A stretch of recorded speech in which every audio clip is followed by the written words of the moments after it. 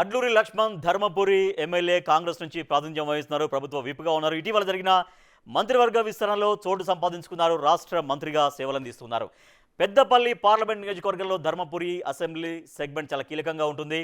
గత ఎన్నికల్లో ఈ బెల్ట్ అంతా మొత్తం కాంగ్రెస్ హవా చూపించింది. 2023 ఎన్నికల్లో ధర్మపురి నుంచి కాంగ్రెస్ తరఫున పోటీ చేసిన అడ్లూరి లక్ష్మణ్ కుమార్ తన సమీప ప్రత్యర్థి బీఆర్ఎస్ నుంచి పోటీ చేసినటువంటి కొప్పుల ఈశ్వర్, ఆయన మాజీ మంత్రి, బీఆర్ఎస్ హయాంలో మంత్రిగా పనిచేశారు.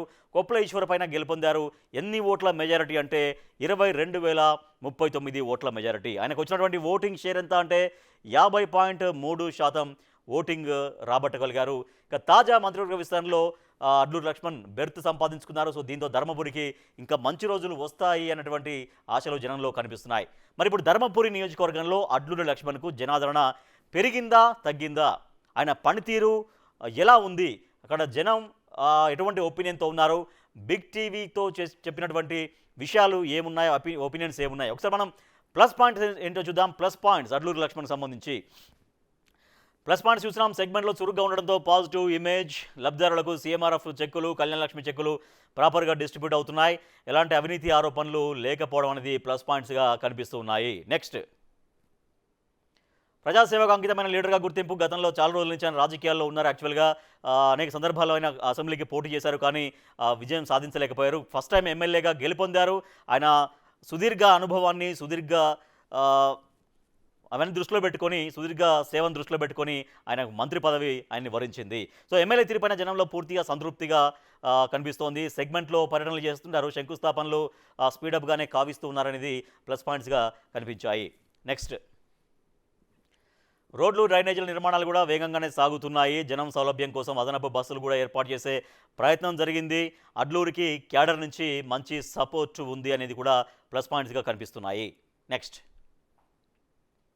నీటి సమస్య పరిష్కారానికి చొరవ చూపించారు. లక్ష్మీ నరసింహ సంస్కృతాంధ్ర కళాశాల అక్కడ తిరిగి ప్రారంభమైంది. అక్కడ నైట్ కాలేజ్ అంటారు అక్కడ. సో దాన్ని కొన్ని అంటే గతంలో అక్కడ ప్రాపర్ టీచింగ్ స్టాఫ్ లేకపోవడంతో, మరికొన్ని కారణాలతోటి దాన్ని మూసేశారు. కానీ మళ్ళీ దాన్ని తిరిగి ప్రారంభించారు. సో దాంతో అక్కడ కూడా ఆ విషయం కూడా ప్లస్ పాయింట్గా మారింది. ఎల్లంపల్లి భూ నిర్వాసితులకు పెండింగ్ బిల్లులు. ఎల్లంపల్లి అనేది చాలా ఒక 20 TMC కెపాసిటీ గలటువంటి జలాశయం. అది కాళేశ్వరం ప్రాజెక్టులో అది కూడా ఒక ముఖ్యమైనటువంటి జలాశయం. దానికి సంబంధించినటువంటి నిర్వాసితులు ఎవరైతే ఎఫెక్ట్ అయ్యారో వాళ్ళందరికీ కూడా పెండింగ్ బిల్లులు చెల్లించేటువంటి ప్రయత్నం కూడా జరుగుతోంది అనేది ప్లస్ పాయింట్స్గా కనిపిస్తే, ఇక మైనస్ పాయింట్స్ ఏం చెప్పారు అడ్లూరి లక్ష్మణ్కు సంబంధించి మైనస్ పాయింట్స్ చూద్దాం. మైనస్ పాయింట్స్ మొదలు కానీ పెద్ద అభివృద్ధి పనులు, అంటే మామూలు చిన్న చిన్న అభివృద్ధి పనులు అయితే వేగంగా సాగుతున్నాయి, కానీ ఆ నియోజకవర్గానికి కావాల్సినటువంటి పెద్ద అభివృద్ధి పనులు, ఒక మేజర్ ప్రాజెక్ట్స్ అయితే ఏవి మొదలు కాలేదు. పార్టీ కార్యకలాపాలపైన ఎక్కువగా ఫోకస్ పెడుతున్నారు అనేది ఒకటైతే, ధర్మపురికి బస్సు డిపో ఏది అన్నటువంటి ప్రశ్నలు. ధర్మపురి అనేది ఒక ప్రఖ్యాతమైనటువంటి ప్రాంతం. అది అక్కడ గోదావరి నది తీరంలో ఉంటుంది ఈ పట్టణం అనేది. అక్కడ దానికి బస్సు డిపో కావాల్సినటువంటి అవసరం ఉంది. సో దాన్ని మైనస్ పాయింట్గా కనిపిస్తోంది. ప్లస్ పాయింట్స్ ఏంటో చూసాం, మైనస్ పాయింట్స్ ఏంటో చూసాం. జనం ఏం కోరుకుంటున్నారు, ధర్మపురి నియోజకవర్గ ప్రజలు కోరుకుంటున్నది ఏంటి? ఎస్, ధర్మపురిలో రోడ్ల విస్తరణ వెంటనే చేయాలి. గల్ఫ్ బాధితులకు NRI సలహా కమిటీ ఏర్పాటు చేయాలి అనేది ఒకటైతే, అక్కడి నుంచి ఎక్కువగా గల్ఫ్ దేశాలకు వెళ్తూ ఉంటారు. సో వాళ్ళకి ఎవరైతే బాధితున్నారో వాళ్ళకు సలహా కమిటీ ఏర్పాటు చేయాలి, వాళ్ళ సమస్యలు పరిష్కరించే ప్రయత్నం జరగాలని కోరుకుంటున్నారు.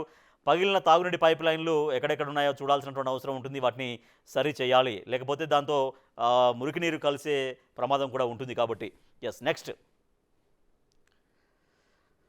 ధర్మారం వెల్గటూర్ లింక్ కెనాల్ పూర్తి చేయాలి. దాన్ని లింక్ కెనాల్ పూర్తి చేస్తే గోదావరి నీళ్ళు అనేవి ఇంకా మరింతగా చుట్టుపక్కల గ్రామాలకి అందేటువంటి అవకాశం ఉంటుంది. ధర్మపురి ఆలయ అభివృద్ధి అవసరం. ధర్మపురి ఆలయం అనేది చాలా ప్రఖ్యాతిగాంచినటువంటి ఆలయం. ఇక్కడ ధర్మపురి లక్ష్మీ నరసింహస్వామి ఆలయం అంటే చాలా విశిష్టత కలిగినటువంటి ఆలయం. సో అక్కడే సమీపంలో గోదావరి తీర ప్రాంతం ఉంటుంది.